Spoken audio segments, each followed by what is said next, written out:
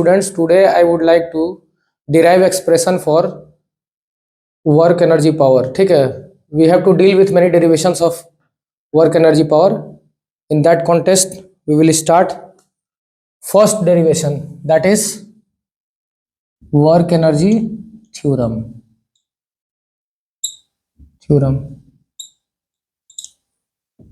This theorem states that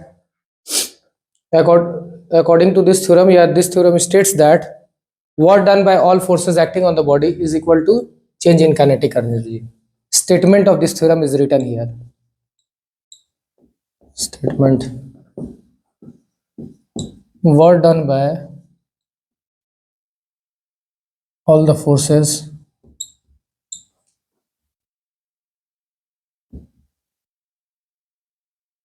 acting on the body is equal to change in kinetic energy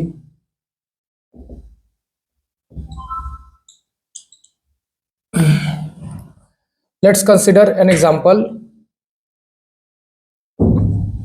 of a running car. Derivation. Now we will derive the expression. Derivation. Consider a moving car.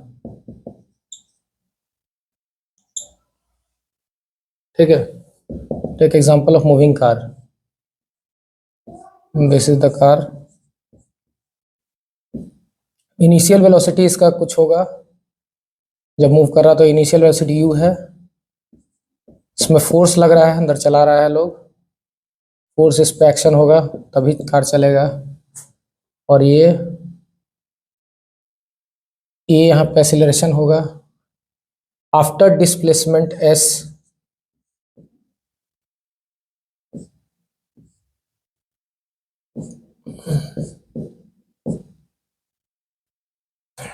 car velocity changes to, ये attains a velocity v. Let's begin the derivation of this particular theorem. देखिए, v है final velocity, u है initial velocity, a है acceleration. ठीक है, तो उसमें v u a s है, v a u s है. तो मतलब क्या होगा ये? By Newton's third equation of motion. It is clear, by Newton's third of equation of motion we know, we can write v square is equal to u square plus 2as. ठीक है, तो v square minus u square यहाँ लिखा जा सकता है 2as. ठीक है, we can write, finally we can write s is equal to v square minus u square by 2a. अब देखिए, बाय डेफिनेशन ऑफ वर्क हम लोग जानते हैं, या वी नो, वर्क क्या होता है? W is equal to force into displacement. Force क्या है? फोर्स का फॉर्मूला पता है, Newton second law of motion में बताया गया था. Force directly proportional to acceleration of the body. We have studied before, पहले हम लोग पढ़ चुके हैं. अब यहाँ पे फोर्स के जगह पे हम क्या लिख सकते हैं? Mass into acceleration. एस के जगह पे यहाँ से निकाले हुए हैं इक्वेशन, इसको वन मान लो, इक्वेशन 1 फ्रॉम 1, तो यहाँ लिख सकते हैं फ्रॉम 1 वैल्यू सब्सटीट्यूट करेंगे. ठीक है, एम ए एस हो गया, एम ए. अब एस के जगह पे हम लोग क्या लिख सकते हैं? M a into s, v square minus u square by 2a हो गया. ये कैंसिल, तो half m v square minus half m u square. Simple हो गया. अगर इसको ब्रेक करते हैं तो माइनस से. अब देखो, अगर इनिशियल इसका काइनेटिक एनर्जी, अगर यहाँ इनिशियल काइनेटिक एनर्जी का बात किया जाए इस पॉइंट पे, तो क्या is equal to half m u square, क्योंकि मास इनटू स्पीड का स्क्वायर होता है, तो यहाँ पे यू वेलोसिटी था, और final kinetic energy simply formula हो जाएगा half into m v square. अब यही दोनों को यहाँ पुट करेंगे. ठीक है, यहाँ से इसको पुट करेंगे यहाँ पे. देखो ये फाइनल काइनेटिक एनर्जी हो गया और ये इनिशियल काइनेटिक एनर्जी हो गया। तो ये क्या हो गया, वर्क डन क्या हो गया यहाँ पे, work done is equal to change in kinetic energy, change in kinetic energy that is delta k. W is equal to delta k, change in kinetic energy. यही वर्क एनर्जी थ्योरम का statement था जो कि finally prove हो गया by applying Newton's third law of motion और definition of work के formula से। Now we are deriving next relation. First we have derived work energy theorem, then we are deriving relationship between kinetic energy and momentum. My dear students, let's begin. Kinetic energy का formula सबको पता है, half mv square, पढ़ा चुके हैं पहले। Half mv square हुआ जहां m मास ऑफ बॉडी है और v वेलोसिटी है। मान लो बॉडी है, ये बॉल है, इसका मास होगा m, इसका वेलोसिटी होगा कुछ, थ्रो किए तो इस केस में हम लोग मोमेंटम का क्या फॉर्मूला होगा, mass, product of mass and velocity. इसको इक्वेशन 1 मान लो, इसको product of mass and velocity करते हैं, मास इनटू वेलोसिटी जानते हैं बाय डेफिनेशन ऑफ मोमेंटम। तो m इंटू वी हो गया, दैट इज mv हो गया, p इज इक्वल टू, तो इसको सेकेंड इक्वेशन मान लेंगे, ठीक है। अब देखिए, अब थोड़ा मैथ्स का एप्लीकेशन लगाएंगे, यहाँ मैथ्स लगाएंगे, यहाँ पे दिमाग लगाना है हम लोग को। mv स्क्वायर हो गया, के को के भी लिख सकते हैं, के लिख देते हैं, शॉर्ट टर्म यूज करते हैं। हाफ mv स्क्वायर जब है तो mv स्क्वायर है। अब देखो mv के फॉर्म में लेना है तो ऐसे तो हो नहीं पा रहा है, तो मास से मल्टीप्लाई कर देते हैं ऊपर नीचे, ठीक है। मल्टीप्लाई डिवाइड हम कर सकते हैं मैथ्स में, एक ही टर्म से कर दिए by applying mathematics definitions, basic concept है। देखो m इंटू, अगर m से मल्टीप्लाई किए इस इक्वेशन को, क्या किए, ये इक्वेशन 1 है, multiplying and dividing equation 1 by m, ये हमको, ये मिला हमको, उसको क्या लिख सकते हैं, m square v square, m into m square, v into v square हो गया ये, और ये m हो गया।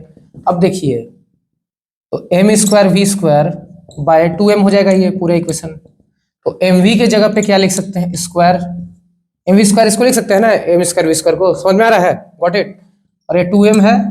अब देखिए mv की जगह पे हम क्या लिख सकते हैं, अभी हम लिखे हैं इक्वेशन सेकंड में, फ्रॉम इक्वेशन सेकंड कर सकते हैं हम लोग, फ्रॉम 2 क्या होगा, p स्क्वायर, p का स्क्वायर हो जाएगा whole square by 2m, that means p square by 2m हो गया, ठीक है।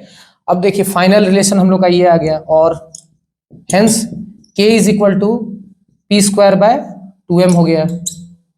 अब एक रिलेशन ये है, अब इसी से दो रिलेशन और आ जाएगा, हम लोग दो चीज निकाल सकते, p square is equal to 2mk हो जाएगा, पहला रिलेशन ये हुआ इसका। दूसरा रिलेशन पी स्क्वायर कर देंगे सिंपल मैथ लगा के, इसको हम लोग ऐसे भी लिख सकते हैं, फिर इसको फाइनल लिख देंगे p is equal to √2mk। p जहां मोमेंटम है, m जहां मास ऑफ बॉडी है, और k क्या है, काइनेटिक एनर्जी है। पहले भी बता दिए कि k काइनेटिक एनर्जी हम इसको कंसिडर किए हैं।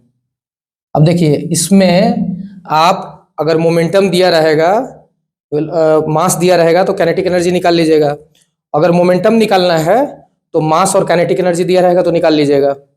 और अगर मास के टर्म्स में लिखना है, तीन इक्वेशन हो गया, दूसरा इक्वेशन ये हो गया, तीसरा इक्वेशन हो जाएगा m is equal to p square by 2k, this is second, third equation.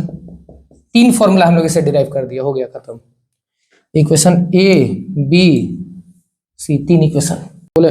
Today we have derived two theorems, work energy theorem and formula for relationship between kinetic energy and momentum. Now third, in this context we are deriving third equation, expression for potential energy of a body at a height h,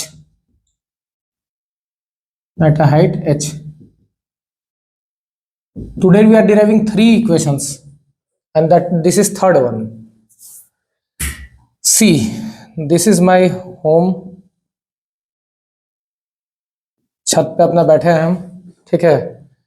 अब मेरा potential energy क्या होगा, यही formula का derivation है। मेरा roof है, इसका कुछ हाइट है यहां से, ठीक है,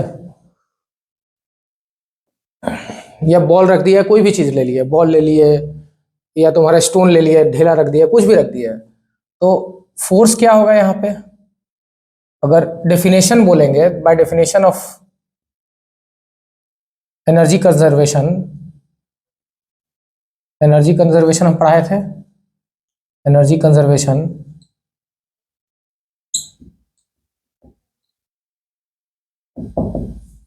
काइनेटिक एनर्जी चेंज करता है, पोटेंशियल हो जाता है, डिफरेंट फॉर्म में चेंज करता है, तो वर्क डन भी उसी तरह से is equal to potential energy लिख सकते हैं, यहाँ वही लॉ के हिसाब से work done is equal to potential energy, ठीक है। अब देखिए बच्चे लोग, इसी को यूज करेंगे हम लोग, तो work done is equal to क्या होता है, by definition of work done force into s होता है ना, ये सबको पता है। अब देखो यहाँ पे अगर एंगल का बात करते हैं, तो अगर एफ डॉट एस होता है तो एफ एस कॉस थीटा भी होता है, लेकिन देखो यहाँ पे तुम्हारा फोर्स लग रहा है एम जी, और डिस्प्लेसमेंट भी इसी डायरेक्शन, सेम डायरेक्शन में है, तो डिस्प्लेसमेंट एच जो है सेम ही डायरेक्शन में लग रहा है नीचे, तो एंगल यहाँ पे क्या हो जाएगा, पहला बात 0 डिग्री, 0 डिग्री होगा। इससे भी कर सकते हैं एंगल वाला लॉ से भी, तो 0 डिग्री सेम डायरेक्शन में है, तो एफ एस कॉस 0 डिग्री, तो कितना हो जाएगा f s that is equal to f s theta, angle जो फोर्स और डिस्प्लेसमेंट के बीच का एंगल 0 डिग्री हो गया। एक और फॉर्मूला हम लोग एंगल वाला पढ़े थे कि f s work is equal to f s cos theta होता है, लेकिन दोनों सेम ही डायरेक्शन में है तो कोई एंगल बन ही नहीं रहा है, तो that is theta is equal to 0 degree. अब देखिए कॉस 0 डिग्री का वैल्यू 1 होता है, पुट कर दिए। फोर्स अभी हमें बात करेंगे तो मास इनटू एक्सीलरेशन होता है, लेकिन जब बॉडी नीचे जा रहा है तो एक्सीलरेशन ड्यू टू ग्रेविटी के इन्फ्लुएंस में है, तो ए जो होता है एक्चुअली एम ए होता है एस, तो ई यहाँ पे क्या बन जाता है, जी बन जाता है इस केस में, ठीक है। जब नीचे बॉडी जा रहा है तो बॉडी ग्रेविटेशन में आया है तो acceleration becomes acceleration due to gravity, तो एम जी हो जाएगा यहाँ पे, और एस हाइट पे है तो एस एच हो जाएगा, ठीक है। यही है। अब ये वर्क डन तुम्हारा आया final, hence work done is equal to m g h, ठीक है, that is W is equal to finally m g h. अब देखिए वर्क डन क्या है, यहाँ स्टोर्ड किस फॉर्म में है, और हाइट के चलते हैं, तो यहाँ पे क्या हो गया, पोटेंशियल एनर्जी का डेफिनेशन क्या होता है, energy process by the body due to change in shape और कॉन्फ़िगरेशन, शेप के चलते होता है, हाइट के चलते होता है, साइज के चलते होता है, तो यहाँ पे हाइट है इसीलिए पोटेंशियल एनर्जी के फॉर्म में स्टोर्ड है, और लिख दिया है स्टार्टिंग में है डेफिनेशन। एनर्जी कंजर्वेशन से भी होता है ये चीज। पोटेंशियल एनर्जी वर्क डन हो गया यहाँ पे, दैट इज mgh, तो hence potential energy at a height h is mgh. This is required derivation, and we have completed the third derivation also. Final.